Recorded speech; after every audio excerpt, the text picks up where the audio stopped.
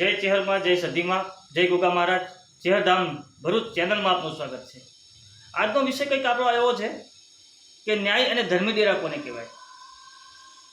ન્યાય એટલે જે 24 કલાક ન્યાય માટે જે ડેરો તત્પર ને તૈયાર બેઠો હોય તમારી ઘરે। સાહેબ, કોઈ બપોરે તમારી અંદર આંગળી કરે, હાજે ન્યાય લેવા માટે તમારા કીધા વગર તમે હાથ જોડો કે માં ના જતી ના જતી ના જતી, અને તેમ છતાં એ દોડી જાય એને ન્યાય ડેરો કહેવાય।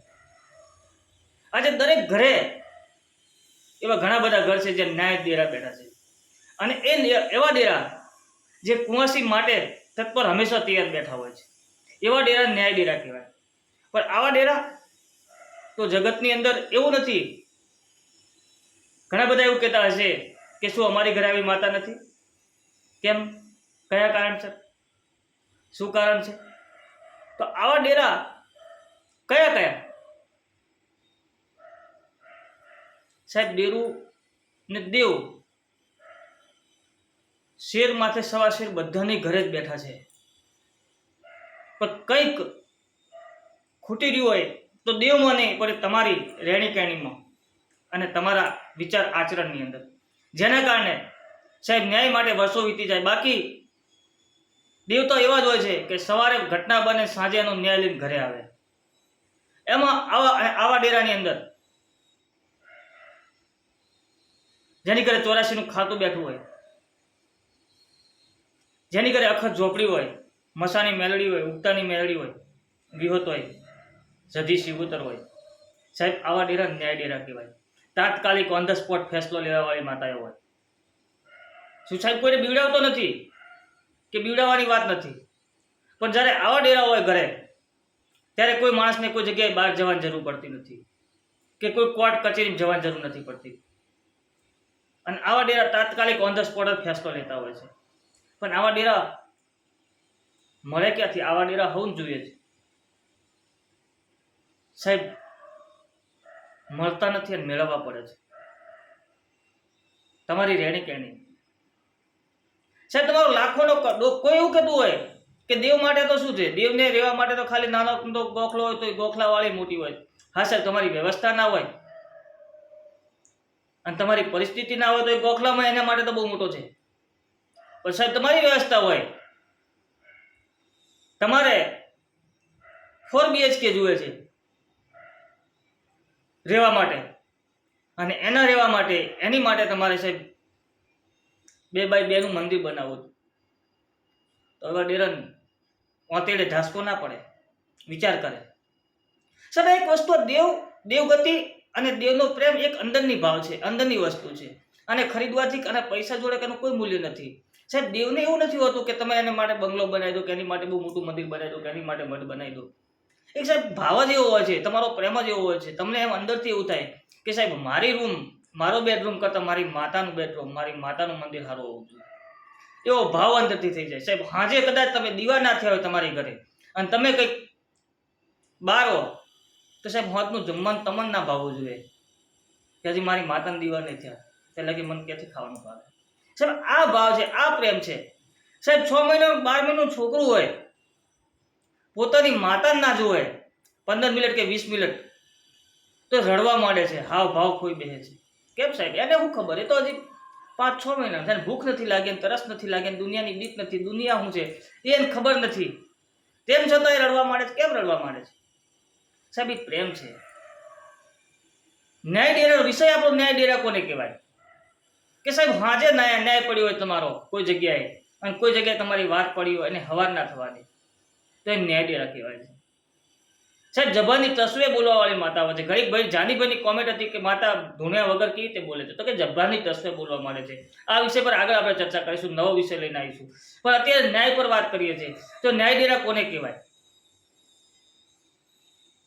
જેમાં આગેવાન માતા હોય, 84નું ખાતું હોય, સધી શિગોતર છે, મેલડી છે, વિહત છે, ગોગો છે, આ સાહેબ ન્યાય ડેરા છે। કદાચ કોઈ નામ ના લેવાય ગયું માફ કરજો, પણ આવા ડેરા જે ન્યાય ડેરા હોય છે, તાત્કાલિક ઓન ધ સ્પોટ ફેસલો લેવા વાળા હોય છે।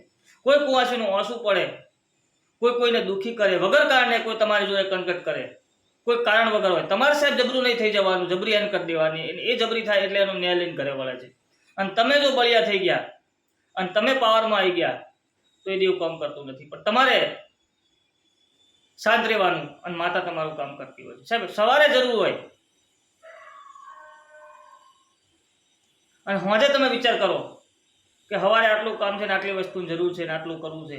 સાહેબ તમારે ગોતવા જવાની જરૂર નથી, સામેથી લાઈન પૂરું કરી દેશે. એમ ન્યાય ડેરા કહેવાય.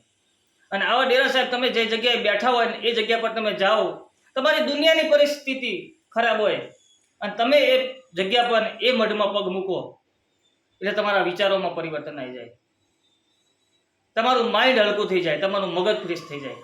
ગમે તેવી તકલીફ લઈને તમે ગયા હો પણ એવી જગ્યા ઉપર જાઓ, એ વાઇબ્રેશનની અંદર જાઓ એટલે તમારું આખું પરિવર્તન થઈ જાય. એટલે ન્યાય ડેરા પર આપણો વિષય આજનો હતો અને આજના વિષયને લઈને ચાલીએ તો સાહેબ સૌ પ્રથમ તો તમારે ઘરે ન્યાય ડેરું બેઠું છે, અંગારા જેવું વેથુના ઓંકડા જેવું જ છે, પણ સાહેબ એને તલે એન ગમે એના વેણમાં રહો તો સાહેબ જિંદગીમાં કોઈ જગ્યાએ તમારે પડતી આવતી નથી, કોઈ જગ્યાએ પાછું વળી જોવું નહીં પડતું.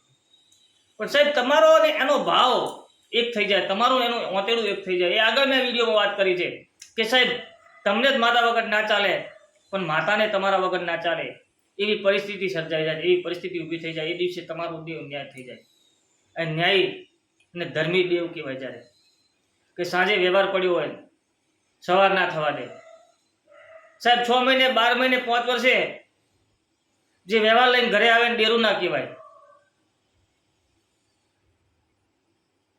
પછી આવા ડેરાને સાચવવા માટે જેમ હથેળીની અંદર અંગારો રાખવો હોય એવી રીતે ચાલવાની જરૂર છે. અને જો તમને ખબર પડી જાય કે તમારો વ્યવહાર આ જગ્યાએ પડ્યો છે, તમારી માતા આ જગ્યાએ છે, સાહેબ તમે જો એની ઘરે જાઓ તો હોમે હોજ ના થવાય, તમને હોમે જવાબ મળી જાય સાંજે સાંજે.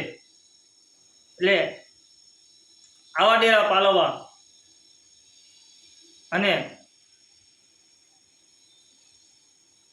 વગર મિયાનની તલવાર રાખવી બે હરખું છે. સાહેબ ભરેલી બંદૂક હોય ને એટલે બે ભાઈનો ડર રહે, એટલે આ ભરેલી બંદૂક જેવા ડેરા કહેવાય. સામેવાળાને બીક રહે ને તમને બીક રહે. એટલે બહુ વિચારી વિચારી બોલવું પડે, વિચારી વિચારી ચાલવું પડે અને પાણીથી પાતળા થઈ રહેવું પડે. સાહેબ દેવ ભણાવવાથી કોઈ દેવ જતા જ નથી. કોઈ એવું કહેતા હોય કે મેં પેલા માતા મૂકી દીધી, ફલાણે આ કરી નાખ્યું, પેલું કરી નાખ્યું. દેવ કોઈ દિવસ ભણાવવાથી જતા નથી. દેવ તો તમારું હતેલું, તમારો ભાવ, તમે સાચા હો અને તમે ન્યાયમાં હો તો સાહેબ એને રોકો તોય ના રોકાય. તમારે એને રોકવી હોય કે ના માં નહીં જવું, ઊભી રહે ઘડીક વાર, શાંતિ રાખ, તો એ ઊભી નથી રહેતી. એવી આ જગતની અંદર માતાઓ પડે છે, એવી આ દેવીઓ કામ કરી રહી છે. પણ ત્યારે સાહેબ એમાં દેખાડો કરવાની જરૂર ના હોય, કાળા લુગડા પહેરીને ફરવાની જરૂર ના હોય. પણ જ્યારે માતા કામ કરતી હોય તો તમને નહીં પણ જગતને ખબર પડતી હોય કે આનું ઘરે આની માતા કામ કરી રહી છે, આનું દેવ કામ કરી રહ્યું છે. સાહેબ સામેવાળા પાસે જાઓ, તમારો દુશ્મન હોય એની સામે જાઓ, એની આંખમાં આંખ નાખો એટલે સાહેબ એ ઠંડો થઈ જાય. ગમે તેવો ઊંચો થઈને આવ્યો હોય, કૂદીને આવ્યો હોય, પણ એકવાર સામે મળે એટલે એને સાહેબ નીચી નમતી આપી દેવી પડે. એને નમ દેવું કહેવાય. હવન દેવ મળે છે, કોઈ કજીએ મળ્યું હોય, કોઈ ભાઈબંધી મળી હોય, કોઈ પ્રેમમાં મળ્યું હોય. પણ આવી માતાઓ જ્યારે મળી જાય છે ત્યારે એને સાચવજો, એના વેણમાં રહેજો, એનું કંઈક વેણ ના ખવાઈ જાય એનું ધ્યાન રાખજો. અને હજી એ કહું છું, માતાને ભળાવવાનું ના હોય એ તો એની મેતે કરતી હોય, એટલે વારંવાર માતાને ના ભળાવશો. નાના મોટા ઝઘડા તો જિંદગીની અંદર ચાલ્યા કરે, સંસાર છે, પણ માતાને નહીં ભળાવો એટલા તમે સુખી થશો. અને જે દિવસે તમારે દેવને ભળાવવાનો વાળો આવ્યો એ દિવસે તમારું દેવ કામ કરતું બંધ થઈ જશે. અને જઈ લગીને તમે નહીં ભરાવો અને તમે એના હામું નહીં કરો આંગળી તો સાહેબ તમારા સામે કોઈ આંગળી કરે કોઈની તાકાત નથી. એ હોજે એનો ન્યાય લઈને તમારી ઘરે આવે છે. પણ આજે તો નાની અમથી વાતમાં એના મઢે આવી અને તમે વર્તા કરવા માંડો અને ત્રીજે દાડે અને ચોથો દાડો થાય એટલે એના ભેગા તમે ચા પીતા હો. ક્યાં જવું ડેરાને, ક્યાં જવું માતાને? પછી કે મારે વાંટી નથી ઉકેલાતી. પછી સાહેબ કઈથી વાંટી ઉકેલાય? તમે ખુદ વાંટીએ ચડાવો છો. પછી એવી ઓટીઓ કઈથી ઉકલે? એટલે આવા ન્યાય ડેરા જેની ઘરે બેઠા હોય, ધર્મી ડેરા જેની ઘરે બેઠા હોય એને સાચવજો સાહેબ, એના વેણમાં રહેજો અને એના વેણની કિંમત કરજો. ભવિષ્ય જિંદગીમાં કોઈ દિવસ દુઃખ નહીં આવે અને કોઈ દિવસ તકલીફ નહીં પડે. આજનો વિષય આટલો જ. વિષયને લાંબો કરતા ઘણા બધાની પાસે કોમેન્ટ આવવા મળે છે. એટલે જય ચિહરમાં જય સદીમાં દેવ મળ્યું છે, સાચવજો, એની સેવા કરજો, ભણાવવાની જરૂર નથી. એ ઓટોમેટિક એનો ન્યાય લેવા જતું રહે છે અને ન્યાય લઈને જ ઘરે આવે છે. ઘરે આવે એટલે એને વાંચતે ગાજતે વધાવી લેજો. કોઈ દિવસ કોઈ જગ્યાએ માતા મૂકવાની જરૂર નથી પડતી. માતા તો એવી હોય છે તલવારની ધાર જેવી. એટલે આવી માતાઓ હોય એટલે બે ધારી તલવાર કહેવાય. જતા જતાય કાપે અને એના વેણમાં નારો વળતાય કાપે.